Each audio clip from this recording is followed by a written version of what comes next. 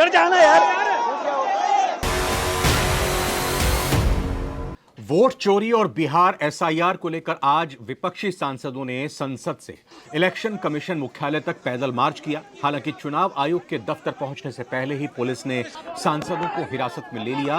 विपक्ष की तरफ से आज किए गए इस कूच में राहुल की हुंकार, अखिलेश की छलांग और प्रियंका की ताली बजाती तस्वीरें केंद्र में रही। वोट चोरी पर कैसे विपक्षी सांसदों ने शक्ति प्रदर्शन किया, इसका आगे आने वाले समय में देश की राजनीति पर क्या असर पड़ेगा? क्या विपक्ष को बिहार चुनाव से पहले संजीवनी मिल गई है? क्या विपक्ष सरकार को संसद मॉनसून सत्र में घेरने में कामयाब होगा? इन्हीं तमाम सवालों का जवाब जानेंगे आज नवभारत टाइम्स के स्पेशल शो पॉलिटॉक में। नमस्कार, मैं रविंद्र सिंह आपके साथ और हमारे साथ जुड़ रहे हैं नवभारत टाइम्स के पॉलिटिकल एडिटर नरेंद्र नाथ मिश्रा जी। बहुत बहुत स्वागत नरेंद्र सर आपका। नमस्ते नमस्ते।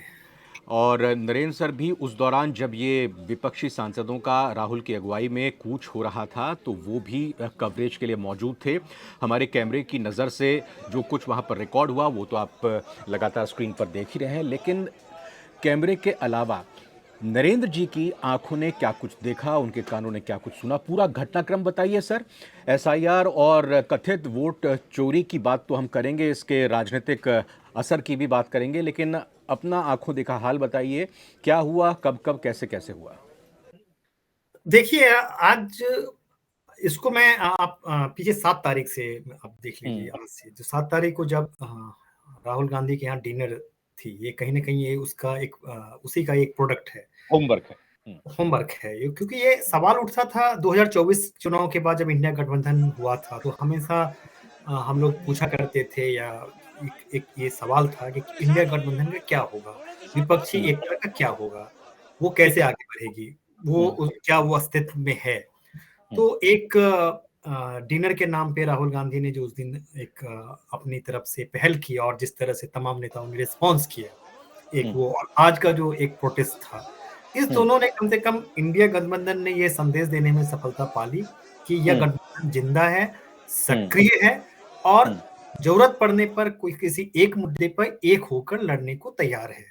तो सबसे बड़ी जो आप इस एक पॉलिटिकल मैसेज कहेंगे, जैसे आपने खुद इंट्रो में कहा कि अखिलेश कर रहे थे, उधर सारी टीएमसी के एमपी दौड़ रहे थे, सुप्रिया सुले जिस तरह से मूव कर रही थी, कांग्रेस के नेता तो स्वाभाविक। मैं ये कह रहा हूँ कि 25 पार्टियों और 300 सांसदों का दावा था। हालांकि इतनी एक एक करके गिनती तो करना नामुमकिन है, लेकिन वाकई में 2 दर्जन विपक्षी दल राहुल गांधी की अगुवाई में दिखाई दिए।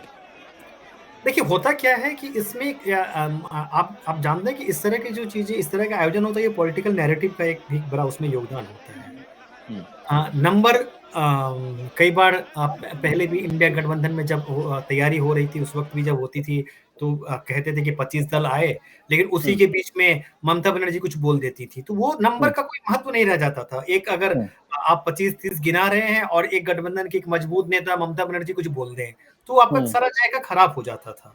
तो इसमें मोटा मोटी नंबर से ज्यादा जो एक मेजर जितने प्लेयर्स हैं वो कहीं ना कहीं वो एकजुट दिखे, उनकी तरफ से एक तारतम्य दिखे, और वो इस मुद्दे पे कहीं ना कहीं, आप जैसे पूर्व में देखा था होगा आपने, जैसे अडानी का मसला उठाते थे या कुछ होता था तो बॉम्बे में कुछ शरद पवार कुछ और बोल देते थे, कोलकाता में कुछ ममता बनर्जी बोल देती थी। तो अक्सर इस तरह की चीजें ऐसा हमने देखा है इशूज में।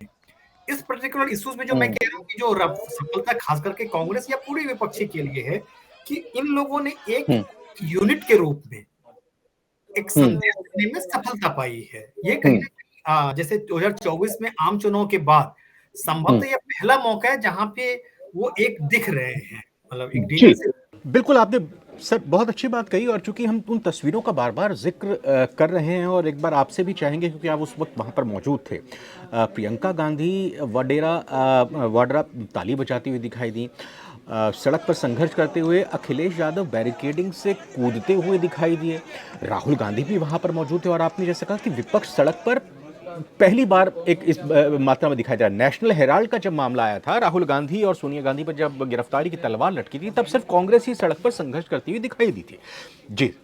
तो उन तस्वीरों के बारे में बताइए, क्या कुछ सर हुआ, थोड़ा इंटरेस्टिंग क्या जानना चाहेंगे? देखिए जो मेजर प्लेयर कहें तो जो कांग्रेस है या आरजेडी है या एसपी हैं या टीएमसी हैं, कहीं ना कहीं हाँ, सबको ये जो चुनाव आयोग का जो एक है, कई बार एक जो मुद्दा एक ट्रिगर करता है, तो कहीं ना कहीं वो सभी इसे अलग अलग लड़ रहे थे। जैसे ममता बनर्जी ऑलरेडी लड़ रही थी, उद्धव ठाकरे ने कई मौके पे कहा है, आपने पिछले दिनों देखा होगा कि स्टालिन ने, टीएमके ने भी ये मुद्दा उठाया था। तो सभी सभी के लिए कंसर्न करने वाला मुद्दा था, सभी अपने अपने स्तर पे इस मुद्दे को उठाया था, और जब आज मौका मिला तो सब एक तरह से कहीं ना कहीं, और कांग्रेस का इसमें होमवर्क इसलिए है कि इस आज के प्रोटेस्ट में उस डिनर का इम्पैक्ट जरूर देखा। अगर पॉलिटिकली देखें तो कांग्रेस कई बार जैसे हम लोगों ने पहले कई बार देखा इस तरह के आयोजन में, या संसद के बाहर एक याद आ रहा है, कोई प्रोटेस्ट था पिछले साल आम चुनाव से कुछ दिन पहले, तो उसमें टीएमसी के नेता नहीं गए। जब उनसे पूछा, डेरेक ओब्रेन थे, उनसे पूछा, ऑन रिकॉर्ड पूछा, उन्होंने कहा मुझे तो कोई जानकारी नहीं थी, तो हम लोग जाते जरूर। इस तरह की संवादहीनता और इस तरह के आपस में कोऑर्डिनेशन की कमी कई मौकों पे हमने देखा है। तो उस बैकड्रॉप में जब आज के तारीख में जब देख रहे थे, तो सारे जो प्रमुख दल थे एक दूसरे को, और सबसे बड़ी बात थी कि जैसे आज आपने कहा ना कि जैसे नेशनल हेराल्ड वो कांग्रेस ओन कर रही थी, आज हर दल अपने आप को ओनरशिप सबके पास थी। ऐसा नहीं लग रहा था ये कांग्रेस ओनरशिप है, या कि राहुल गांधी होंगे तो उन्हें ज्यादा फुटेज मिलेगा, अखिलेश मिलेगा, वो एक मीडिया से अलग छोड़ दीजिए, लेकिन हर दल के लिए लग रहा था कि ये उनका अपना इवेंट है। उस लिहाज से ये हाल के दिनों में अगर आप देखें, हाल के कुछ सालों में ये सबसे प्रभावशाली विपक्ष का एक ज्वाइंट शो जरूर था। उसमें उनको सफलता जरूर मिली। अब इसे आगे इसको कैसे ले जाते हैं, जनता के बीच क्या करते हैं, उनका नैरेटिव क्या होता है, पॉलिटिक्स प्रोसेस है, और किसी आज की तारीख में किसी समय उसको अंतिम नहीं मान लेना चाहिए। लेकिन जी सर, सवाल ये कि Rahul Gandhi leader of opposition हैं लोकसभा में, लेकिन क्या आज ये पिछले हफ्ते हुए डिनर में जिस तरह से राहुल गांधी के न्योते पर तमाम इंडिया ब्लॉक के राजनीतिक दल इसमें शामिल हुए, और आज की तारीख में सभी ने मार्च में हिस्सा लिया, सभी राजनीतिक दल जो कि इंडिया ब्लॉक का हिस्सा हैं, इंडिया अलायंस का हिस्सा हैं, क्या ये मान लिया जाए कि राहुल की स्वीकार्यता as a Narendra Modi opposition, या कहें कि नरेंद्र मोदी के अपोजिट 2029 के लिहाज से आज तय हो गई है, मान लिया है, एक्सेप्टेबल हो गए हैं?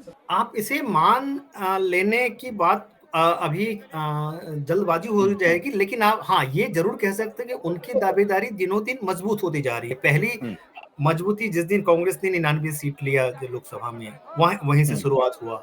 फिर कांग्रेस ने, जब राहुल खुद विपक्ष के नेता बने, उसके बाद इनकी स्वीकार्यता बढ़ी। उससे पहले भारत जोड़ो यात्रा में जिस तरह से सब नेता हुए जब सामने आए, तो कहीं ना कहीं एक लार्जेस्ट पार्टी के रूप में कांग्रेस का हमेशा हक बनता है। इसमें किसी को दो राय नहीं है कि अगर कांग्रेस बीजेपी के बाद सबसे बड़ी पार्टी है, तो नेता के रूप में कांग्रेस की जो नेता स्वीकारता होंगे। लेकिन कांग्रेस के अंदर ही कंफ्यूजन था, कांग्रेस के अंदर ही राहुल गांधी रिलेक्टेंट थे, वो नेता है नहीं है, ऑन करेंगे नहीं ऑन करेंगे।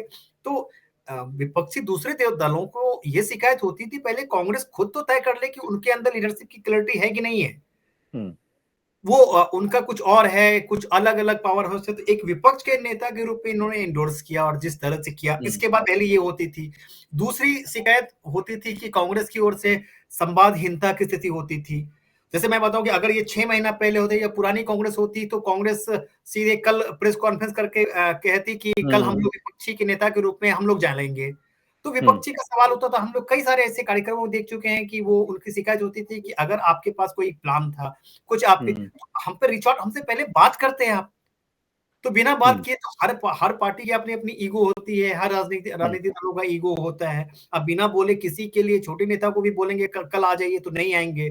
तो वही जो डिनर था, उसमें कई सारे जो विपक्षी नेताओं से बात हुई, ये कहीं ना कहीं उस कोर्स करेक्शन की दिशा में एक ऐसा एक प्रयास था, जिसमें उसमें हर नेताओं से पूछा गया कि क्या करना चाहिए, क्या आपका सजेशन है। सबकी सहमति थी। तो एक राजनीतिक ईगो होता है कि ये ठीक है, ये आपका इवेंट नहीं है, ये हम लोगों ने मिलकर तय किया है। विपक्षी दलों की यही शिकायत होती है कि ये कांग्रेस डिसाइड करती थी और हम पे इम्पोज करती थी। ये इसमें ये है कि नहीं, ये इंडिया गठबंधन के नेताओं ने मिलके इसे एक डिसाइड किया है। इसमें किसी कांग्रेस या टीएमसी या एसपी या किसी दल का एक का नहीं है। तो ये जो आप कह रहे हैं कि ये इस पर कांग्रेस कब तक अपना ईगो डाइल्यूट करके कब तक आगे बढ़ती है, बाकी दलों का ईगो क्या होता है, तो वही बोले कि एक शुरुआत जरूर हुई है, जरूर के लिए इंडिया गठबंधन के लिए एक इसे आप पॉजिटिव संकेत मान सकते हैं। लेकिन अब चूंकि पूर्व का उदाहरण रहा है कि ये लोग खुद से अपने पाँव में कुल्हाड़ी मारने की इनकी पुरानी आदत रही है। हाँ, मतलब जब चुनाव नजदीक आते हैं तो फिर सब छिन्न भिन्न हो जाता है। हाँ।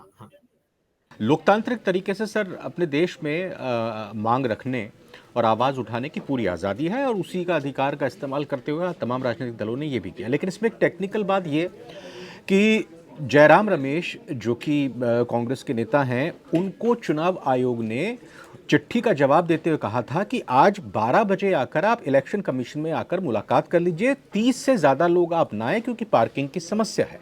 और 11:30 बजे का ये जो मार्च कॉल किया गया था, पार्लियामेंट का सेशन एक तरफ चल रहा है, पार्लियामेंट से संसद से आप इलेक्शन कमीशन जा रहे हैं, आधा पौना किलोमीटर की ये दूरी होगी, तो इस दौरान इस मार्च का करना और पुलिस का ये कहना कि हमें तो किसी भी तरह के प्रदर्शन की मार्च की जानकारी नहीं थी, क्योंकि यहाँ पे हम नत्थी करना चाहेंगे कि कोई भी अगर प्रोटेस्ट करना है किसी को भी तो उसकी जानकारी आपको लोकल पुलिस को देनी है रिटर्न में। तो ये एक टेक्निकल पेज जिस पर ये कहा जा सकता है दूसरे पक्ष की तरफ से वो ये कहे कि ये कानून व्यवस्था में और प्रक्रिया में ध्यान ही नहीं रखते हैं। क्यों नहीं गए इलेक्शन कमीशन से मिलने, क्यों नहीं गए, मेरा मतलब ये सवाल इसमें। ये एक टेक्निकल पॉइंट अपनी जगह पे है और बीजेपी ने भी कहा कि ये संस्थाओं पे भरोसा नहीं है, ये एंटी एस्टेब्लिशमेंट थोड़ा सा देश तोड़ने की साजिश लग रही है, एक वो टेक्निक। लेकिन आप जानते हैं ये कोई मामला जब राजनीतिक दल जुटेंगे तो वो राजनीति करेंगे, सीधी सी बात है। आप बताइए कि अगर बहुत ही सुलभ होता, चुपचाप से आते 30 एमपी गाड़ी से चले जाते, अंदर चले जाते, बैठ जाते, चले जाते, तो मतलब ही नहीं था। नहीं तो आप बाहर आके बोल सकते थे ना कि हमने अपनी बात रखी और अपनी मांग पर का इलेक्शन कमीशन को सुनने को तैयार नहीं है, हमारे बातों पर विचार करने को तैयार नहीं है। आज वो जो विजुअल आ रही है, वो बैरिकेड कूद रहे हैं, वो आ रहे हैं, ठीक है, राजनीति ऑप्टिक्स का अब खेल है, वो प्रैक्टिकल हो गया, आपने वो टेक्निकल का, लेकिन ये ऑप्टिक्स कहाँ होता? ये ऑप्टिक्स, ये तो पॉलिटिक्स तो ऑप्टिक्स का है। आज की तारीख में एसपी वाले सारे अखिलेश का वो कूदते हुए फोटो डाल रहे हैं, प्रियंका का वो सारी तस्वीरें आ गई, तो इसमें कई बार चीजें होती है, अगर आप याद करें तो इनकी मंशा है। फिर दूसरा सवाल ये है कि ठीक है, व्यवहारिक तरीके से आप जो आपका रिवर्स सवाल कर दें, दिल्ली पुलिस भी क्या इस टेक्निकलिटी में या उस कानूनी दांवपेच में नहीं पड़ती, चुपचाप से जाने देती, कुछ भी नहीं करती, जाते चुपचाप से 30 नेता को जाने दे देते, आ जाते, तो ये सारा कुछ पता ही नहीं चलता, इनका इवेंट ही वो नहीं हो जाता। तो पॉलिटिक्स तो नैरेटिव का होता है। और अगर दिल्ली पुलिस को अगर जानकारी दे भी गई होती इस प्रोटेस्ट की तो फिर वो बैरिकेडिंग लगा देते, वो आगे बढ़ने ही नहीं देते।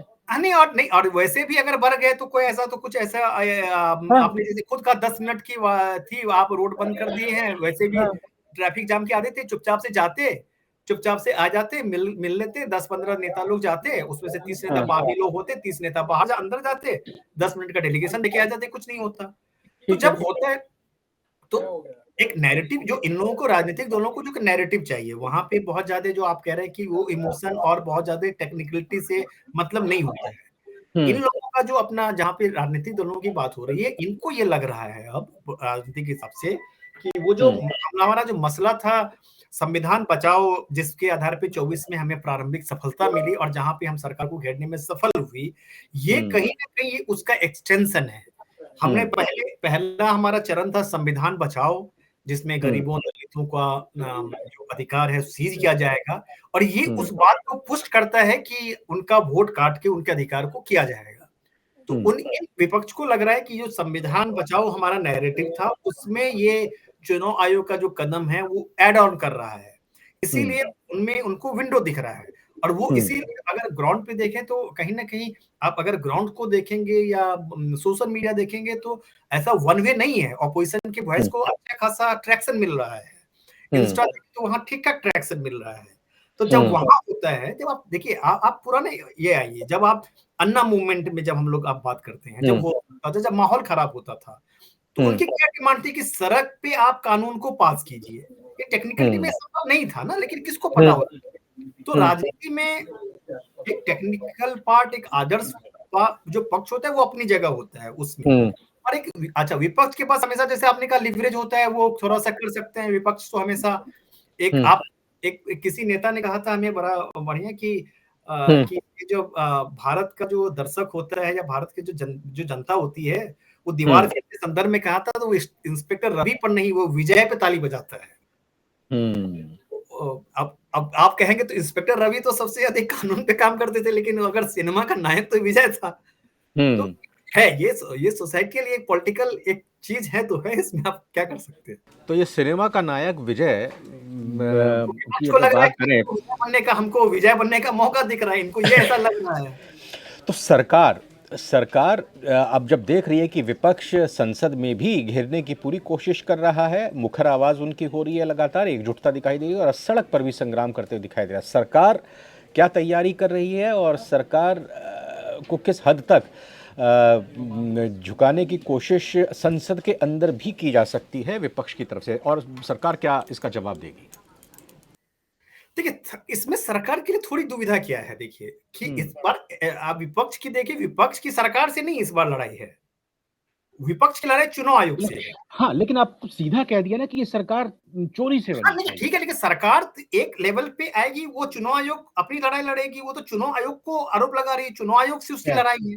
और सरकार वो कॉन्स्टिट्यूशनल इंडिपेंडेंट बॉडी है, तो सरकार चुनाव आयोग के बचाव में जरूर आएगी, लेकिन एक सीमा जहां तक होगी, वो कंप्लीटली वो एक उसकी इंडिपेंडेंस, या वो इंडिपेंडेंट है, तो कई सारी जो बयान देना होगा चुनाव आयोग खुद अपने स्तर पे बयान देगा। चुनाव आयोग का वो बचाव कर सकती है, चुनाव आयोग की इंडिपेंडेंस, इस पर अटैक होना गलत है या तमाम चीजें सवाल उठना ये गलत है, वो कर सकती है। लेकिन जो सवाल विपक्ष के हैं, या जो चीजें जो टेक्निकल पॉइंट है, या जो वोटर लिस्ट का मामला है, उसके लेकर बीजेपी सरकार जवाब नहीं दे सकती है। ये सरकार के लिए थोड़ी सी इसमें लिमिटेशन है, वो एक लेवल तक आके ही चुनाव आयोग के समर्थन में खड़ा होके दिख सकती है, वो नैतिक समर्थन या अपना नैरेटिव समर्थन दे सकती है। उससे आगे जहां तक है पूरी प्रक्रिया, जैसे जो वोटर लिस्ट में सरकार उसने क्या कहा कि ये चुनाव आयोग का मामला है, इस पे हम संसद बहस नहीं कर सकती, वो एक अलग कॉन्स्टिट्यूशनल बॉडी है, उस पे जुडिशरी में मामला है। तो इसीलिए सरकार के लिए थोड़ा सा इसमें एक सीमा है, उस सीमा में आके जितना बचाव करना होगा सरकार करेगी।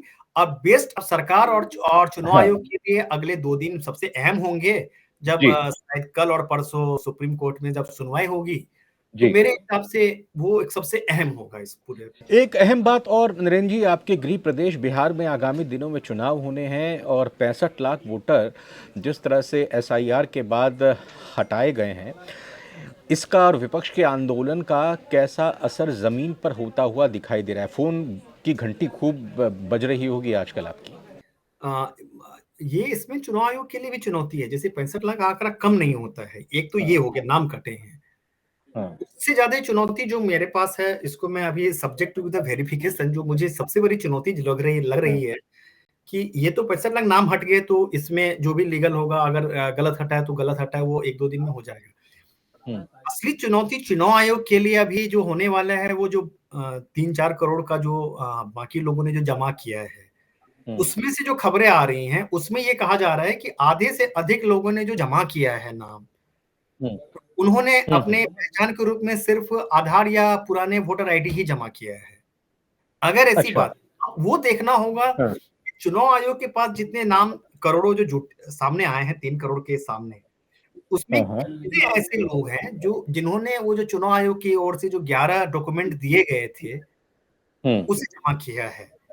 और अगर वो नंबर बहुत अधिक हो गया, तो स्थिति में आयोग क्या करता है? क्या आयोग थोड़ा सा फिर वहां पे, क्योंकि ऑलरेडी कोर्ट का भी इस मामले में हिंट आयोग को पर्याप्त संकेत किया है कि आधार को मानिए, ठीक है, वोटर आईडी को मानिए।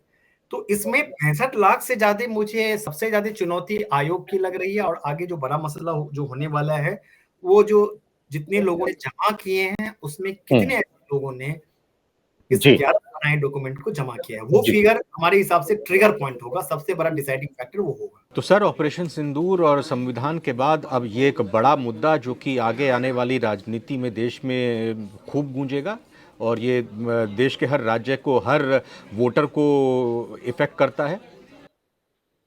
बिल्कुल, बिल्कुल। ये और आप जो संविधान कह रहे हैं, ये कहीं न कहीं जैसे मैंने कहा ये संविधान का ही अगला पार्ट है ये। संविधान 2.0 मान रहा है, विपक्ष इसको संविधान से ही जोड़ने की कोशिश कर रही है। अगर आप देखें तो सब लोग वही जोड़ रहे हैं कि संविधान के अंतर्गत संविधान का ये उनका सब हेड की तरफ से अगर खबर जी। का ये है तो यो उनको लग रहा है कि मेरा सिंक कर रहा है ये मेरा ये आंदोलन। वो लोग वही सब जगह ग्राउंड पे यही कह रहे हैं कि सारे गरीबों का वोट क कट जाएगा। तो कहीं न कहीं उनको उसी को नैरेटिव को आगे बढ़ाने की कोशिश कर रहे हैं। और यही सरकार की चिंता है कि वो इसको क्योंकि कहीं न कहीं 24 के आम चुनाव में जो बहुत ही अंडर एस्टिमेट कर रही थी उस संविधान वाला कई बार हम लोगों को भी लग रहा था कि क्या ये इश्यू है, लेकिन बाद में अचानक जब लगा कि नहीं ये लोगों के बीच कनेक्ट कर रहा है, जब बीजेपी भी काउंटर में आई थी, लेकिन तब तक देर हो चुकी थी, तो कुछ न कुछ नुकसान ऑलरेडी बीजेपी को हो चुका जी। है। तो मुझे नहीं लगता कि इस बार बीजेपी इस चीज़ को बहुत हल्के में लेगी और समय पे ठीक है। कोर्स में ज़रूर आएगी। सर मैं बहुत-बहुत शुक्रिया करना चाहूँगा कि आपने इस मुद्दे पर अपनी बातों को रखा। बहुत-बहुत धन्यवाद और एसआईआर और कथित वोट चोरी के आरोप पर विपक्ष की तरफ से जो ये अब विरोध देखने को मिल रहा है, इलेक्शन कमीशन की तरफ से क्या सफाई या क्या जवाब सामने आता है और चूँकि मामला अब कोर्ट में भी लंबित है, वहाँ से क्या कुछ निकल कर निर्देश आते हैं।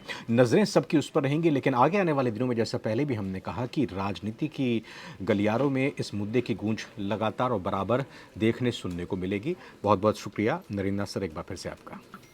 Thank you. नमस्कार।